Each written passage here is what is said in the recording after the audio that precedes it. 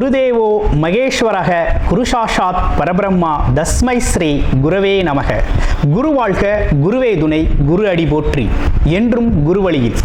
அன்பு நேயர்கள் அனைவருக்கும் அன்பான வணக்கங்கள். நான் உங்கள் வாழ்க வளமுடன் ஜோதிடர் ஸ்ரீ குரு சுந்தர வடிவேல். இப்போ பார்த்தீங்கன்னா ஜூலை மாதம் 2024 இந்த ஜூலை மாத பலாபலன்கள் ஒவ்வொரு ராசிக்கும் எப்படி இருக்கும், என்ன செய்யலாம், என்ன செய்யக்கூடாது, என்ன விதமான வழிபாடுகள் உகந்ததாக இருக்கும், நட்சத்திர பலன்கள் எப்படி இருக்குது அப்படிங்கிறதை பற்றி ஒரு முழுமையாக நம்ம பார்க்க இருக்கிறோம். அந்த வகையில் பார்த்தீங்க அப்படின்னா நமது சேனல் வாயிலாக பார்த்தீங்கன்னா நல்ல சப்ஸ்கிரைபர் பண்ணியிருக்கீங்க. அடிக்கடி நல்ல கமெண்ட்ஸ், அடுத்தடுத்த பதிவுகள் நல்ல கமெண்ட்ஸ் அப்படிங்கிறது நிறைய பேர் கொடுத்துருக்கீங்க. அது மட்டும் இல்லாமல் பார்த்தீங்க அப்படின்னா நமது சேனலில் மாத பலன்கள், வருட பலன்கள், கிரக பயிற்சி பலன்கள் அப்படின்னு சொல்லி தொடர்ச்சியாக வந்துகிட்டு இருக்கு. அது மட்டும் இல்லை பாருங்க, நட்சத்திர பலன்கள் ஒவ்வொரு ராசிக்கும் குறிப்பாக நட்சத்திரம் பலன்கள் அப்படிங்கிறது நம்ம ஸ்பெஷலாகவே நம்ம கொடுத்துக்கிட்டு இருக்கோம். அப்போ முழுமையாக நம்ம இந்த வீடியோவை தொடர்ச்சியாக பார்க்கையில் இந்த மாதத்திற்கான விஷயங்கள் எப்படி இருக்கு, நம்மளுடைய ராசிக்கு எந்தெந்த விஷயத்துல எந்த அளவுக்கு கவனம் எடுத்துக்கலாம் அப்படிங்கிறதை பற்றி ஒரு முழுமையான விழிப்புணர்வு அப்படிங்கிறத நீங்க தாராளமாக இழுத்துக்கொள்ள முடியும். நிறைய நேயர்கள் பார்த்தீங்கன்னா நமது சேனல் வாயிலாக பார்த்தீங்கன்னாக்க நிறைய ஜாதகங்களை கொடுத்துருக்கீங்க. அனைவருக்கும் நமக்கு மனமார்ந்த நன்றியை தெரிவிச்சுக்கிறேன். இப்போ உங்களுக்கு குறிப்பாக உங்களுடைய பிறப்பு ஜாதகத்தின் அடிப்படையில் நீங்க உங்களுடைய ஜாதகத்தை பார்க்கணும் அப்படின்னு விருப்பப்பட்டீங்க அப்படின்னா டிஸ்பிளேல தர நம்பருக்கு கால் பண்ணி நீங்கள் புக் பண்ணிக்கலாம். அது மட்டும் இல்லாமல் வாட்ஸ்அப் மூலமாக மெசேஜும் பண்ணி உங்களுடைய ஜாதகங்களை பார்க்குறதுக்கு நீங்கள் புக் பண்ணி பார்த்துக்கலாம். திருமணம் மற்றும் சுப விசேஷங்கள், கடன் பிரச்சனைகள், அது மட்டும் இல்லைங்க, உங்கள் வாழ்க்கையில் நடக்கக்கூடிய அனைத்து விஷயங்களுக்கான ஒரு முழுமையான உங்களுடைய ஜாதக தொடர்பான அனைத்து விஷயங்களையும் முழுமையாக நீங்கள் தெரிந்து கொள்ள முடியும். இப்போ நமது முழுமையாக உங்களுடைய ஒவ்வொரு ராசிக்கும் எப்படி இருக்கு இந்த ஜூலை மாதம் அப்படிங்கிறத விரிவாக தெளிவாக நம்ம நட்சத்திர பலன்களோட பார்க்கலாம். இப்போ உங்கள் ராசிக்கு எப்படி இருக்கு அப்படிங்கிறத பார்ப்போம்.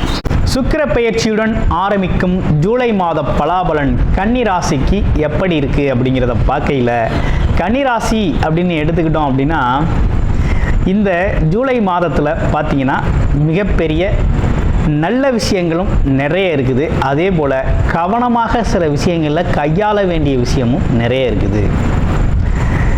காரணம் என்னென்னா, நம்ம அதீத லாபத்தை எதிர்பார்த்து காத்திருக்கிறோம். ரொம்ப நாளாகவே நம்ம ரொம்ப கஷ்டப்பட்டுட்டோம். எப்படி ராசியிலேயே கேது பகவான் அமர்ந்து எந்த வேலையுமே நடக்கலை, எதை செய்ய போனாலும் தடங்கள், தடை, தாமதம், ஏழில் ராகு, பேராசை, பிரம்மாண்டம், அது சார்ந்த விஷயங்கள்லேருந்து ஒரே பிரச்சனைகள் வந்துருச்சு. ஏகப்பட்ட சட்ட சிக்கல்களை சந்திச்சாச்சு. அதுவும் குடும்ப உறுப்பினர்களிலேயே ஏகப்பட்ட மனஸ்தாபங்கள், குழப்பங்கள். ஆமாம், எடுத்த காரியம் எதுவும் நடக்கலை, பல பேருக்கு வேலை போயிருச்சு, கடன் அதிகமாகிடுச்சு, சொந்த பந்தங்களில் ஒரே கெட்ட பேர், அவப்பெயர் ஏற்பட்டுருச்சு, இப்படின்னு பல்வேறு விஷயங்களை நம்ம சந்திச்சிட்டோம். கேட்டு பாருங்கள், கன்னிராசி அன்பர்கள் சொல்லுவாங்க.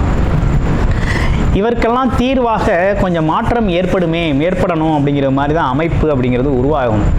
ஆனால் இப்போ பாருங்கள், உங்களுக்கு மறுபடியும் ஒரு சின்ன சிக்கலை உருவாக்கிடுச்சு. என்ன சிக்கல் உருவாகிருக்கு? கண்டகச்சனி பாதிப்பு அப்படின்னு ஒரு விஷயம் வந்துருச்சு. ரொம்ப அலர்ட்டாக இருக்கணும். கண்டகச்சனி பாதிப்பு. அடுத்து கேது ராசியிலே இருந்து கேது கொஞ்ச நாள் நம்மளை சிரமப்படுத்தினார். ஆனால் 12ஆம் இடம்னு விரயஸ்தானத்துக்கு கேது போயிட்டார். கொஞ்சம் நல்லா இருக்கலாம் அப்படின்னு நினச்சாலும் நிம்மதி இல்லாத தூக்கமாக போய்கிட்டு இருக்கு நமக்கு. என்ன எல்லாரும் நல்லா இருக்குன்னு சொல்கிறாங்க. யூடியூப்பில் வீடியோவை திறந்தாலே எல்லாரும் நல்லா இருக்குன்னு சொல்கிறாங்களே, ஆனால் ஒரு நிம்மதியே இல்லையே, எதுவுமே நடக்கலையே அப்படிங்கிற ஏக்கம் அப்படிங்கிறது உங்கள்கிட்ட இருக்குது. ஏன்னா கடந்த காலத்தில் நடந்த கர்ம வினை பதிவுகள் உங்களை விடலை. இந்த பிரபஞ்சம் எப்படின்னா சுற்றி நமக்கு தேவையானதையும் கொடுக்கும், தேவையில்லாதையும் கொடுக்கும். நம்ம எதை ஈர்க்கிறோம் அப்படிங்கிறத பொறுத்து நடக்குது. அந்த வகையில் இப்போ கிரகங்க அமைப்புகள் அப்படிங்கிறது எதை கொடுக்குது அப்படின்னா ஒரு நிம்மதி இல்லாத உறக்கத்தை கொடுக்குது. அதுலேயும் குறிப்பாக என்னன்னா, எடுக்கிற முயற்சியெல்லாம் வெட்டியாக வீண் விரயமாக போகுது. எந்த முயற்சியும் ஜெயிக்கலை, ஒரே அலைச்சல். வேலைக்கு போனோம், வேலை கிடைக்கல. இன்டர்வியூ மட்டும் ஒரு 10 இன்டர்வியூ அட்டன் பண்ணியாச்சு, ஆனால் வேலை கிடைக்கல அப்படிங்கிற ஒரு அமைப்பு. அது மட்டும் இல்லைங்க, பயணங்களால் ஒரே அலைச்சல், வீட்டில் குடும்பத்தில் பல்வேறு பிரச்சனைகள், அப்பாவோடு மகனுக்கு வாக்குவாதம், மன உளைச்சல் அப்படிங்கிறதெல்லாம் நடந்துருச்சு. ஆனால் ஒரு நல்ல விஷயம் நடக்க இருக்கு, வேலை கிடைக்கும். உறுதியாக வேலையில் இருக்கவங்களுக்கு வேலை கிடைக்கும். சமுதாய பணியில் இருக்கவங்களுக்கு மதிப்பு மரியாதை அதிகரிக்கும். அதே போல் எதிர்பாராத விஷயங்கள், நீண்ட நாள் கனவுகள் இந்த காலகட்டத்தில் கொஞ்சம் அது சார்ந்த விஷயங்கள் நடக்கும். அதுலேயும் குறிப்பாக வெளிநாடு வெளியூர் சார்ந்த தொழில் செய்கிறவங்களும் அங்கே போய் வேலை பார்க்கணும் அப்படிங்கிறவங்களுக்கும் நல்ல மாற்றம் அப்படிங்கிறது உருவாயிருக்கு. அதுக்கெல்லாம் ரொம்ப நல்லா இருக்கு. குடும்ப பின்னணிகள் அப்படின்னு எடுத்துக்கிட்டோம்னா சுத்தமாக சரியில்லை, கம்ப்ளீட்டாக சரியில்லை. கொஞ்சம் கவனம் எடுத்துக்கணும். குறிப்பாக பாருங்கள், கணவன் மனைவி ஒரே வாக்குவாதம், சண்டை.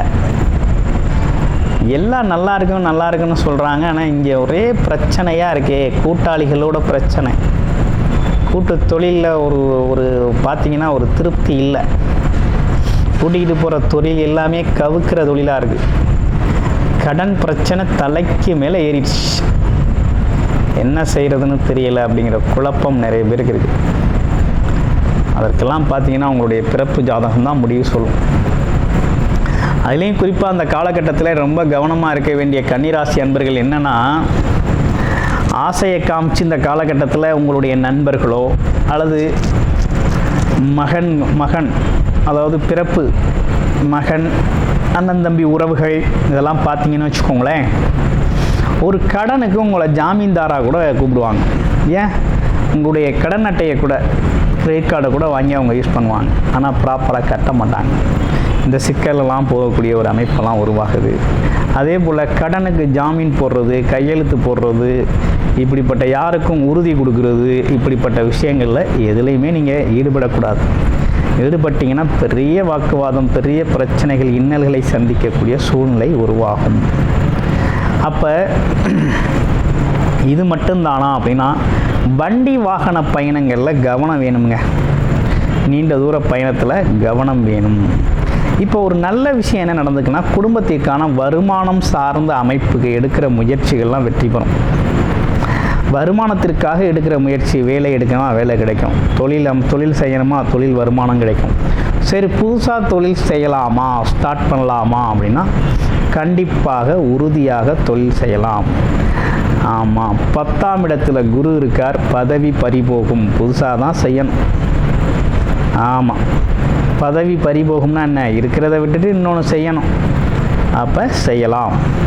அடுத்து விரையாதிபதியும் சேர்ந்து நிற்கிறாரே அப்படின்னா புது முதலீடு செய்யலாம். அது உங்களோட நாலேஜுக்கு உட்பட்டு இருக்கக்கூடிய தொழிலாக இருந்தால் ரொம்ப நல்லாயிருக்கும், சிறப்பாக வரும். அடுத்து உங்களுடைய ராசியில் இருக்கக்கூடிய நட்சத்திரங்களுக்கு என்ன பலன் அப்படின்னு பார்க்க போகிறோம். கன்னி ராசியில் இருக்கக்கூடிய முதல் நட்சத்திரம் உத்திரம் நட்சத்திரம். உத்திரம் அப்படின்னாலே பார்த்தீங்கன்னா தைரியம், துணிச்சல், தன்னம்பிக்கை, சாஸ்திர ஞானங்கள், பல்வேறு விதமான படிப்பு விஷயங்கள் சம்மந்தப்பட்ட விஷயத்தெல்லாம் தெரிஞ்சு வச்சுருக்கக்கூடிய ஒரு அமைப்பு இருக்குது. எந்த இடத்தையும் நிர்வாகம் செய்யக்கூடிய திறன் அப்படிங்கிறது இவங்களுக்கு இயல்பாகவே உண்டு.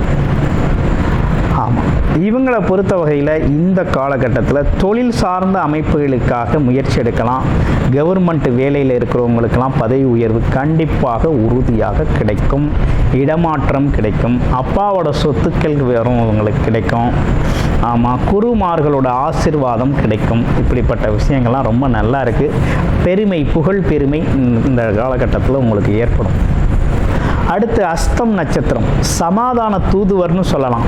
அஸ்தம் நட்சத்திரத்தை தனக்குனே உரித்தான இயல்பான குணம், அன்பு, அமைதி, இரக்கம், பிறருக்காக எந்த விஷயத்தில் வேணாலும் இறங்கி எந்த எல்லைக்கு வேணாலும் போகக்கூடிய ஒரு தன்மை உடையவர்கள்.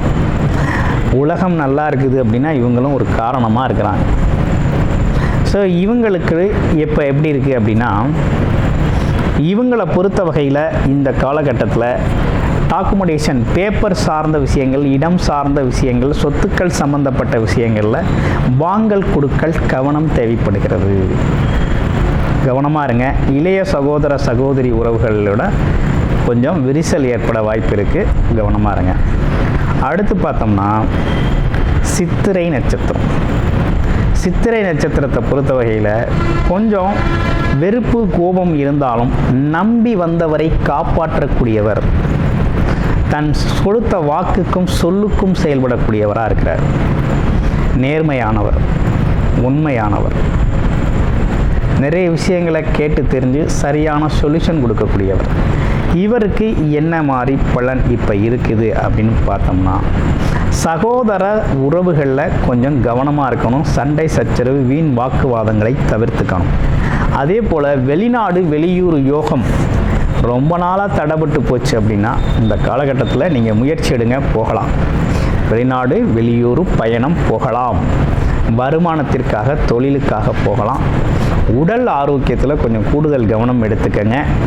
ஏன்னு கேட்டிங்கன்னா அடிவயிறு சம்மந்தப்பட்ட பிரச்சனைகள், அது மட்டும் இல்லாமல் உஷ்ண கோளாறுகள் நிறைய வரக்கூடிய அமைப்பு அப்படிங்கிறது இருக்குது.